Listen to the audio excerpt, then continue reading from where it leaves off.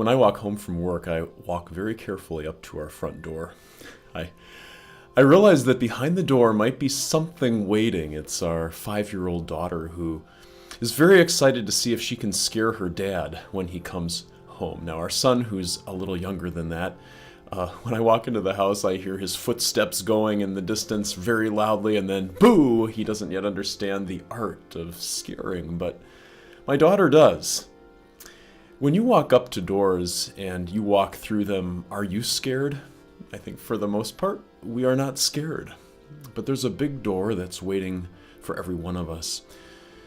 Death, and when we think about walking through that door, it wouldn't be a surprise at all if you were to admit, I get scared. I don't know what it's going to be like.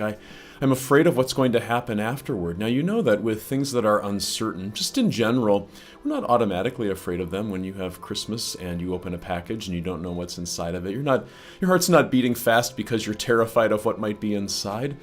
No, the unknown is not by itself frightening, and yet we're afraid of death because there's something that's just a part of us that recognizes there is something to be afraid of about this unknown. What makes us afraid?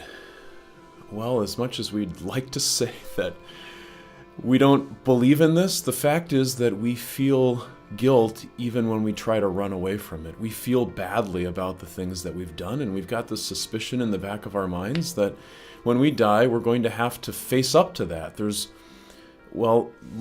As much as we'd like not to admit it, that there's a God. The fact that we're afraid to die implies that we presume there's something there after death that has the power to do something to us. And the fact is there is, and that's a gift from God, that you just instinctively know there is a God. And it's a gift from God that you recognize there are things that I've done that are shameful, that deserve for me some kind of a consequence.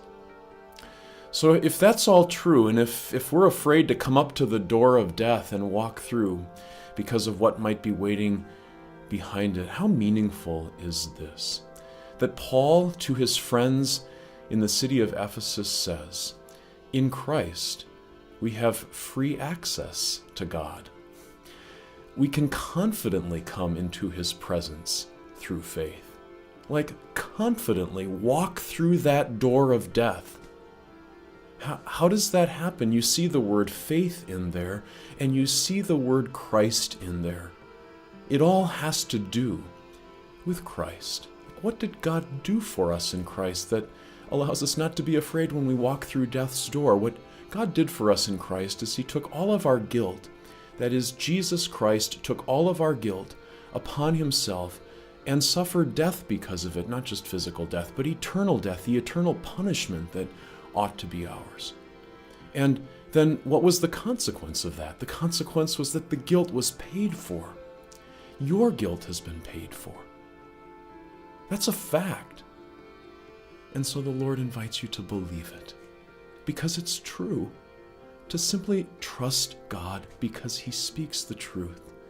And by faith and in Christ, you now can confidently come into the presence of God.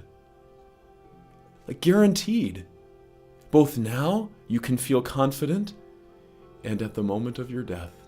Because in Christ, what's lying behind the door is not a big boo.